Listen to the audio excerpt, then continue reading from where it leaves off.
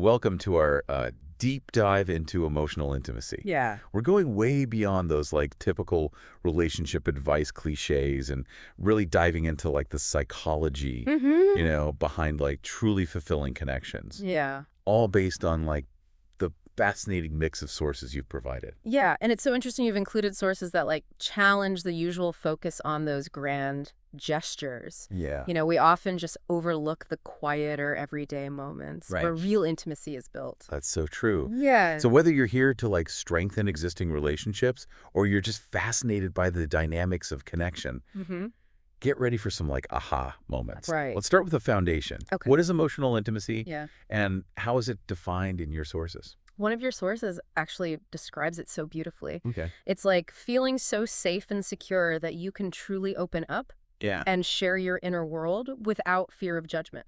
It's not just about physical closeness. It's about feeling seen and understood at your core. It reminds me of something you highlighted in your notes. Oh, yeah. Brene Brown's work on vulnerability. Yes. She emphasizes the courage it takes to let someone see our true selves, imperfections and all. Exactly. And that's where trust becomes paramount. Okay. Think of it like this. Vulnerability is the bridge. Okay. And trust is the sturdy foundation that allows us to cross it without fear of falling.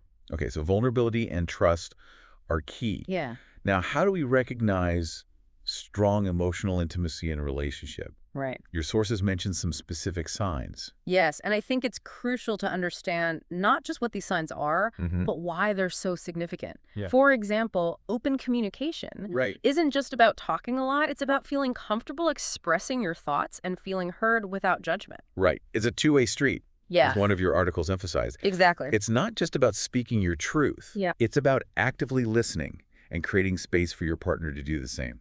Precisely another sign mentioned in your material is shared values and aspirations. Okay. This resonated with you, didn't it? It did. You specifically highlighted a quote about being on the same page about what truly matters in life. Yes. That quote struck me because it reframed shared values. Right. It's not about agreeing on everything, Yeah. but about aligning on those core beliefs and aspirations that shape your life's direction. Right. It's like having a shared compass, guiding you both towards a fulfilling future together. I love that analogy. Yeah. It emphasizes that these shared values don't restrict individuality. Right. They provide a framework for growth together. Yeah. Now, your sources also highlight the crucial role of emotional safety. Right. And this ties back to the trust we were talking about earlier. Exactly. What are some of the nuances your sources bring up regarding emotional safety? Well, one source uses a really insightful analogy. They describe emotional safety as the oxygen Okay. that allows intimacy to breathe. When you feel emotionally safe, you can let your guard down, Yeah. express your needs openly, and know that your feelings will be respected, Yeah. even if they're not always understood. That's such a vivid image. Right. It highlights how essential that feeling of security is for true emotional intimacy to flourish. Right. So we've talked about recognizing emotional intimacy, but knowing what it looks like is only half the battle. Right. How do we actively nurture it? Yeah. Your sources offer some really practical tips. Absolutely. And what's fascinating is that they emphasize the power of small, consistent actions over grand gestures. It's about weaving intimacy into the fabric of everyday life. That makes a lot of sense. Yeah. So it's less about sweeping romantic gestures and more about those seemingly insignificant moments Yeah. that actually build deep connection over time. Exactly. One of your sources even compares it to building a mosaic. Each individual tile might seem insignificant on its own, Yeah. but when pieced together, they create a beautiful, intricate work of art. I love that. Yeah. So what are some of these tiles Right. that make up the mosaic of emotional intimacy? Well, one of the foundational pieces highlighted in your sources Okay. is prioritizing quality time. Okay. It sounds simple, Yeah. but in our hyper-connected world, Right. it's easier said than done. It's so true, but what does quality time actually look like? Right. Isn't that subjective? That's a great question. Yeah.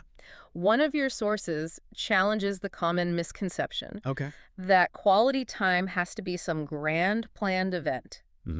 It can be as simple as sharing a meal together without distractions. Okay.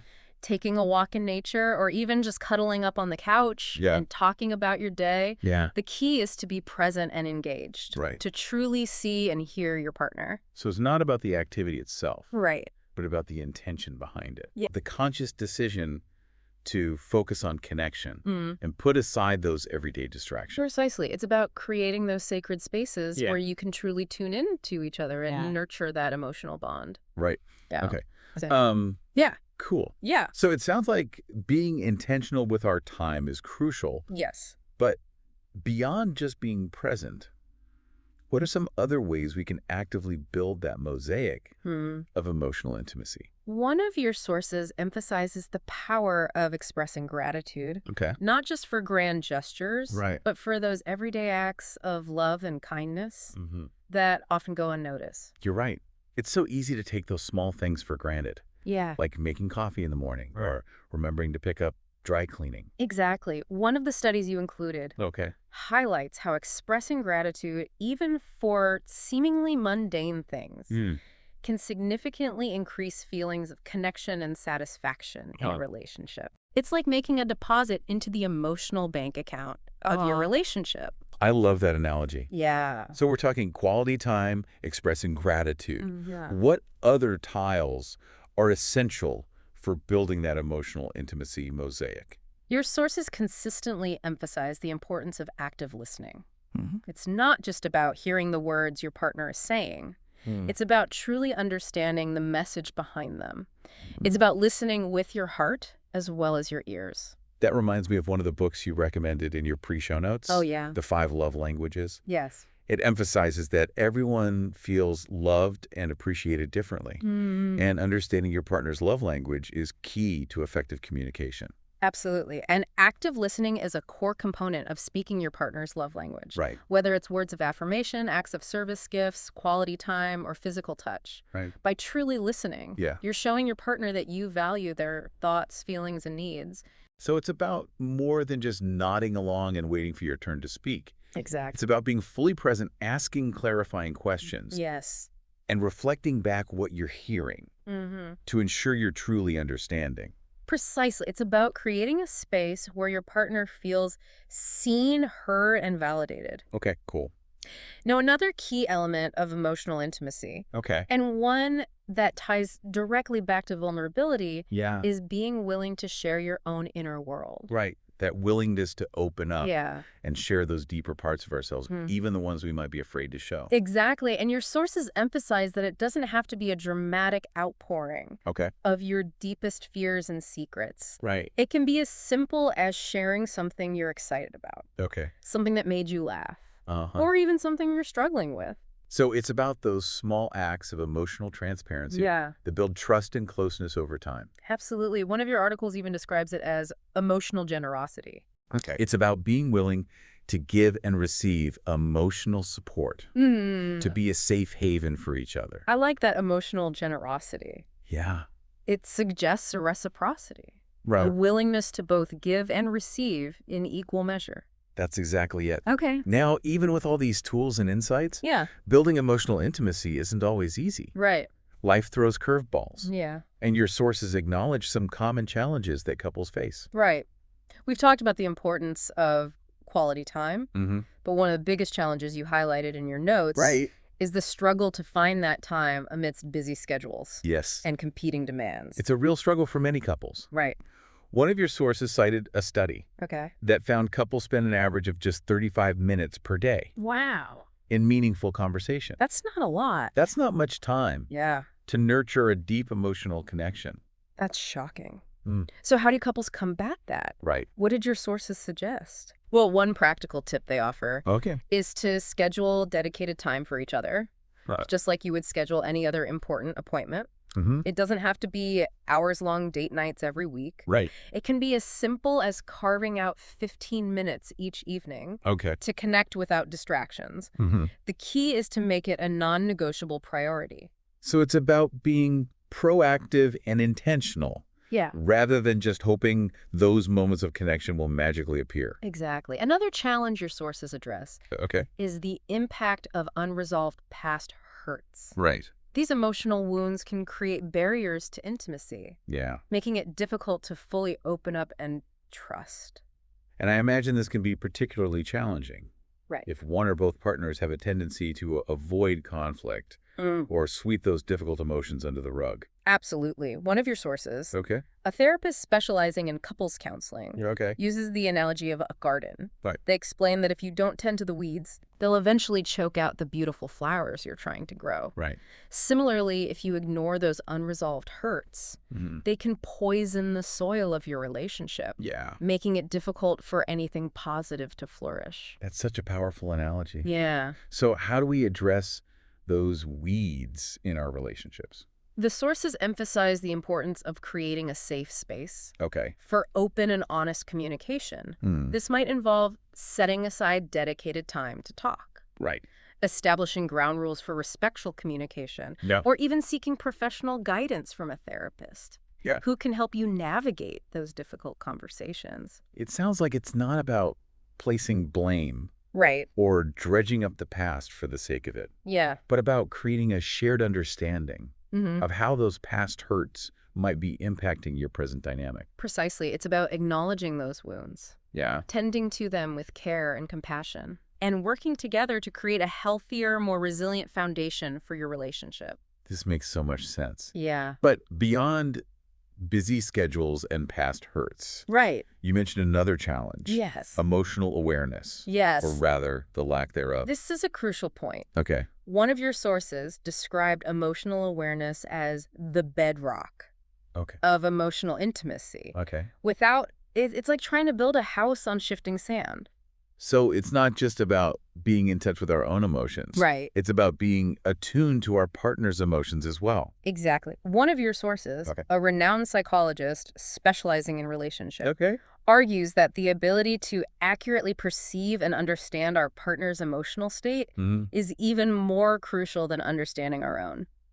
That's fascinating. Right. So how do we develop this emotional radar? Right. What insights did your sources offer? Well, one suggestion is to pay close attention to your partner's nonverbal cues. Okay. Their body language, facial expressions, and tone of voice. Right. These often reveal more than words ever could. It's like learning to read a secret language. All right. One that speaks volumes about their emotional state. Exactly. Another suggestion is to practice empathy, Okay. which involves putting yourself in your partner's shoes and trying to see the world from their perspective. That makes sense. Yeah. But what if one partner is naturally more emotionally expressive than the other? Right. How do they bridge that gap? That's a great question. Yeah. One of your sources offers a really practical tip. Okay. They suggest creating a shared emotional vocabulary, Okay. a set of words or phrases that both partners understand and feel comfortable using to express their feelings. Oh, I like that. Yeah. It's like creating a personalized dictionary for your emotional landscape. Precisely. And it can be as simple or complex as you need it to be. Yeah. The key is to find what works for you as a couple. This is all so insightful. It's clear that building emotional intimacy is a multifaceted journey, one that requires ongoing effort and a willingness to navigate both the joys and the challenges that come with it. Absolutely. And as we move into the final part of our deep dive, Okay. I want to shift our focus to the rewards of this journey. Okay. The reasons why cultivating emotional intimacy is so essential Okay. for a fulfilling and thriving relationship. We've explored the why and the how of emotional intimacy. Right. But now I'm curious about the payoff. Your sources are pretty clear that the rewards are significant. Yeah. What are some of the key benefits they highlight? One of your sources, a relationship researcher, Okay. describes emotional intimacy as the secret sauce Okay. of relationship satisfaction. They found a strong correlation Okay. between high levels of emotional intimacy and overall happiness, well-being, and resilience in couples. So it's not just about feeling warm and fuzzy. Right. It's about creating a foundation for a truly thriving and resilient partnership. What are some of the specific ways this manifests in a relationship? Your sources point to several key benefits. Okay. One is increased security and belonging. Okay. When you feel deeply seen and understood by your partner, it creates a sense of safety and stability, Right. knowing that you have a secure base to return to, Yeah. no matter what life throws your way.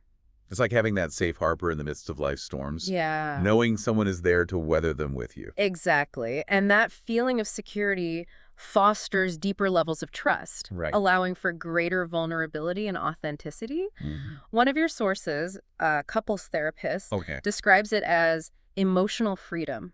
Okay. When you trust your partner implicitly, Yeah. you can let go of the need to pretend or put on a facade. Right. You can be your true, messy, imperfect self Yeah. and know that you'll be loved and accepted for who you are. That's such a liberating thought. Right? To feel truly seen and accepted flaws and all. It's no wonder your sources link emotional intimacy to increased self-esteem and personal growth. It makes sense, doesn't it? It does. When you're in a relationship where you feel safe to be yourself, Right. you're more likely to take risks, pursue your passions, and step outside of your comfort zone. Mm-hmm. Your partner becomes a source of support and encouragement, Yeah. cheering you on as you evolve and grow.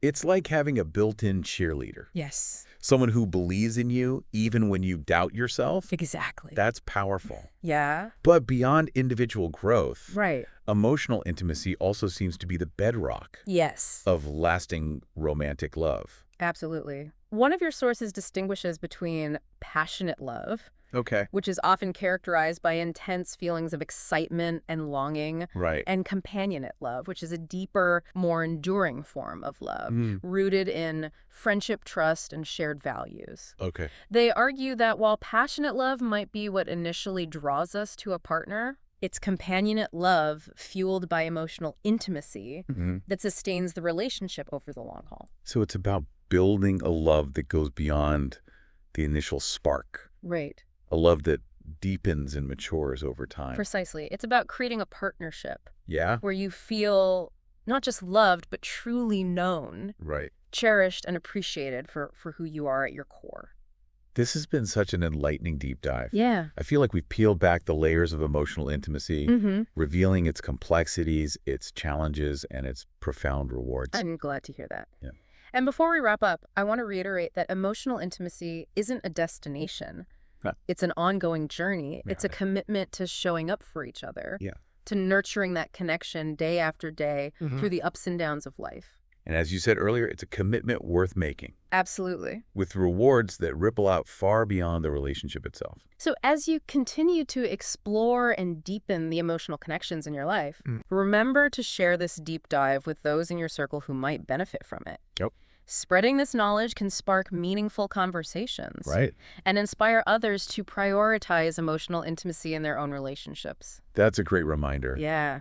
And speaking of spreading the message, I want to encourage our listeners to follow Unleash You, to unleash the best within. Yes. We'll be back next time with another deep dive into a fascinating topic. Sounds good. Until then, keep exploring, keep connecting, and keep cultivating those deep, fulfilling relationships that bring joy and meaning to your life.